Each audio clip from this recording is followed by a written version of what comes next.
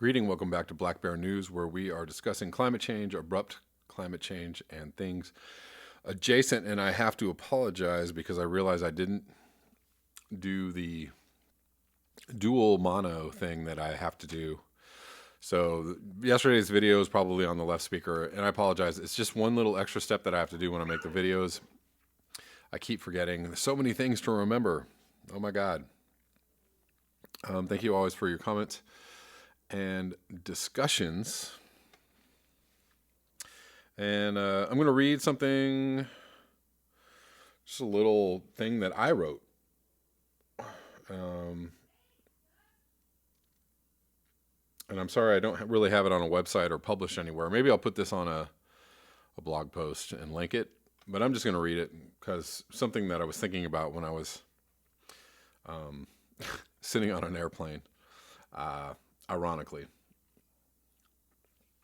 But anyways, this is kind of in response to seeing people being really enthusiastic about all the cool things they're doing in their lives, and without regard to climate change, or without the knowledge of climate change, or without even suspecting that something might be wrong. Just this, oh my God, everything is so great kind of attitude. And I hate to be, such a pessimist in the face of that, but this isn't pessimism, this is realism. Anyways, I'm going to read this. To live in the world without regard to climate change or the natural world is to live in a state of adolescent narcissism. Look what I'm doing, guys. I'm so cool. I see it in so many people, and it's not necessarily their fault. That's how we're conditioned to think about ourselves and our accomplishments and endeavors. It goes back to our childhood. Yay for us. And anything we're trying to do, it's a programmed self-encouragement mechanism, one that has become a mantra for the human. You got this. You cannot fail. It's all good. That everything you want to have is within your grasp.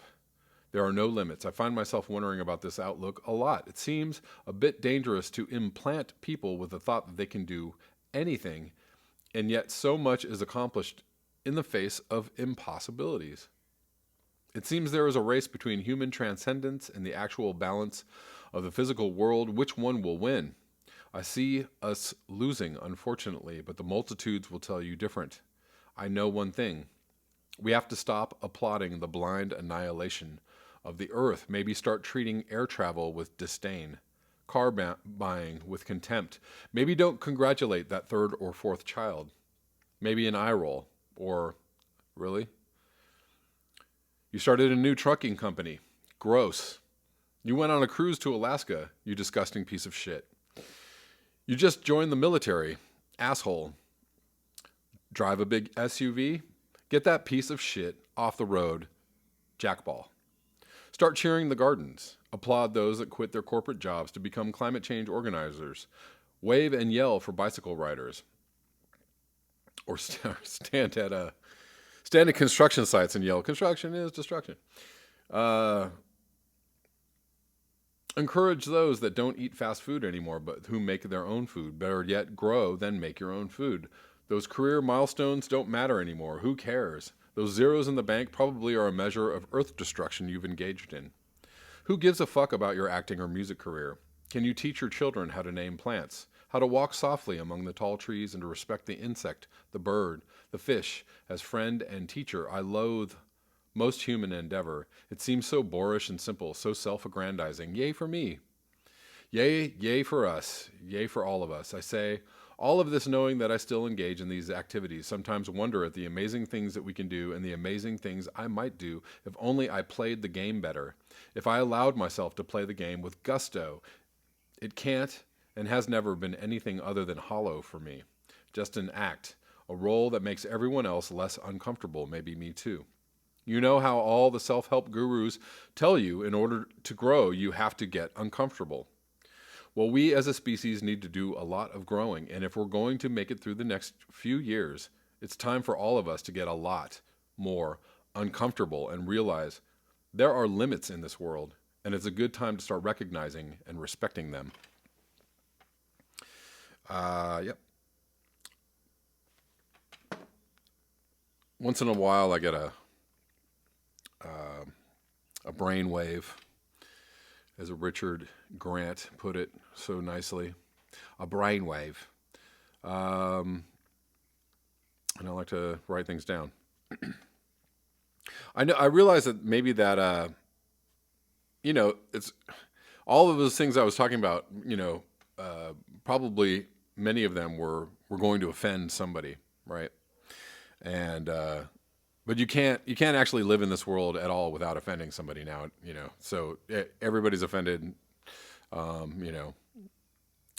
just people's existing is offensive to a lot of people, but, I'm sorry if anybody was offended by that. Just, stop killing the planet. If you can help it. If you know better, do better. So I'm going to go back to a news story that I actually didn't really cover.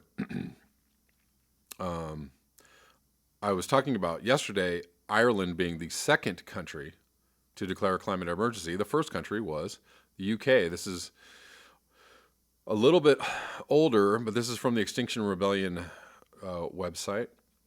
Political progress. Last night, the UK Parliament voted unanimously to declare a climate emergency. The first country in the world to do so. So that the UK is the first country to declare a climate emergency.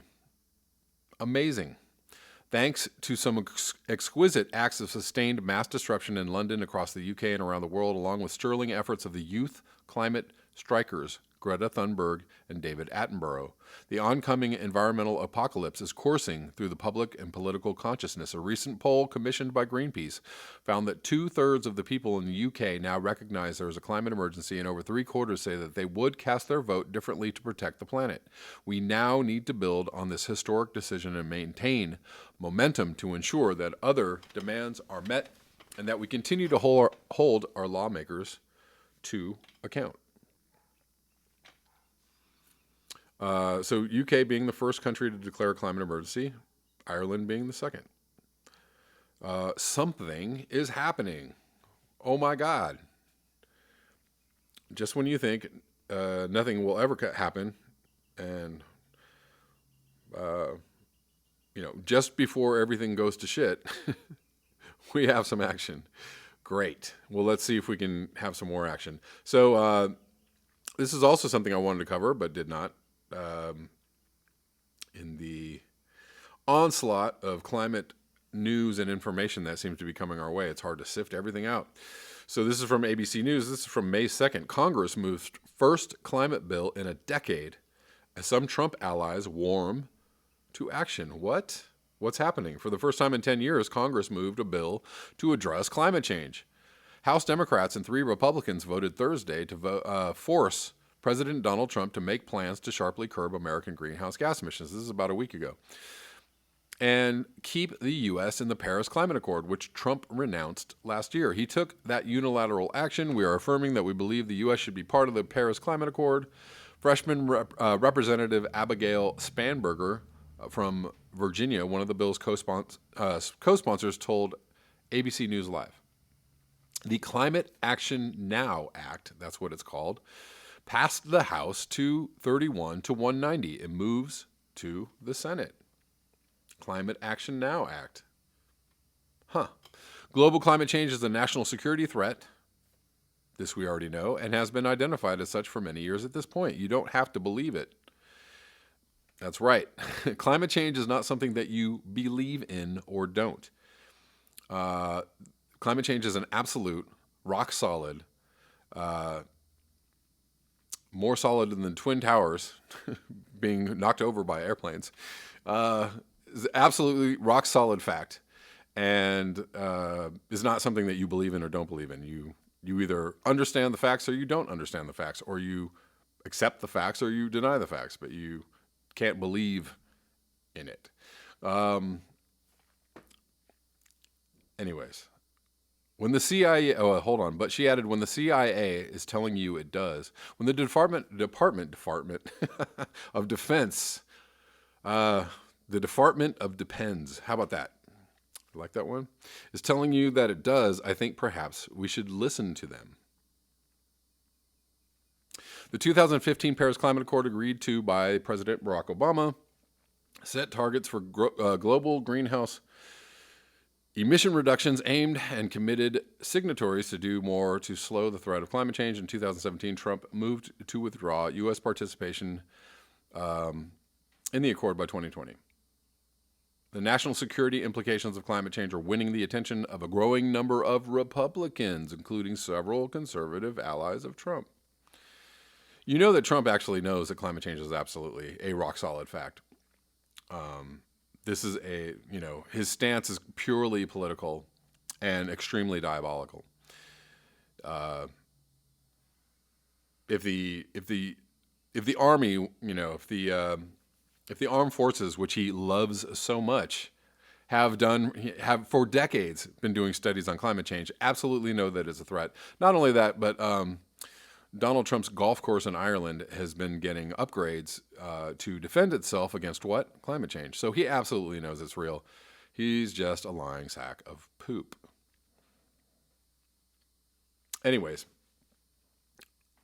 the measure is dead on arrival in the Republican-controlled Senate and would face a veto from Trump even if passed. But supporters say the vote sets the stage for the 2020 campaign at a time when many voters have concerns about climate change on their minds. Yes. Why is it dead on arrival in a Republican-controlled Senate? If so many Republicans are actually siding with the fact that climate change is real, why is it dead on arrival? Why put these things in the universe, ABC News? Come on. Manifest positive change. Or just stop gaslighting people. I don't know. Pick your poison. Moving on to the Washington Post. Torrential rain in Houston leaves roads flooded and schools closed. This is from today. And these rains happened yesterday. Houston area schools were closed Friday. Utilities scrambled to remedy 37,000 power outages. And suburban police captured a 5-foot alligator swimming in a puddle after a torrential storm pummeled the area with rain and hail Thursday night. The National Weather Service issued flood warnings for several areas Friday morning, and a flash flood watch remains in place throughout southeast Texas until 7 a.m. Saturday. Houston and Galveston will potentially experience thunderstorms and heavy rain Friday night and into Saturday before drier conditions set in Sunday. More flooding, more rain, more business as usual being interrupted by climate change. Climatus interruptus. How do you like that one? This is from Princeton University. Occurrence of back-to-back heat waves likely to accelerate with climate change.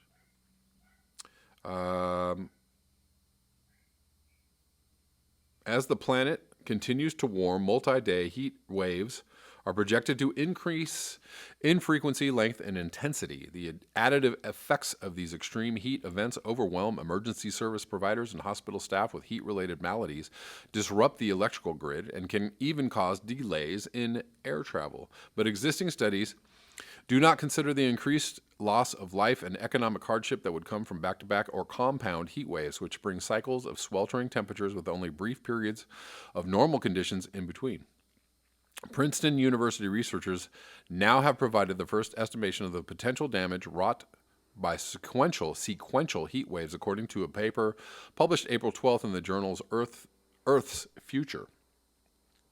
The authors used computer simulations of Earth's climate to find that compound heat events will increase as global warming continues and will pose greater risks to public health and safety. Compound heat waves would be especially dangerous to people who are already vulnerable to heat waves, particularly the elderly and residents of low-income areas. Government warning systems and healthcare outreach do not currently calculate the escalating risk these populations face from several heat waves in a row. The researchers reported instead, risk and response are determined by the severity of each individual episode of extreme temperatures. Some of the deadliest heat waves on record featured fluctuating temperatures rather than single stretches of searing heat, said first author Jane Baldwin, a postdoctoral researcher in the Princeton Environmental Institute, who is also supported by the High Meadows Foundation through the Center for Policy Research on Energy and Environment in Princeton's Woodrow Wilson School of Public and International Affairs. Woo, that was a lot. Averaged over time, heat waves are the most deadly type of natural disaster in the United States, in addition to causing many emergency room visits, lost working hours, and lower agricultural yields, Baldwin said. Heat waves and the droughts that can accompany them are responsible for approximately 20% of the mortalities associated with natural hazards in the continental United States.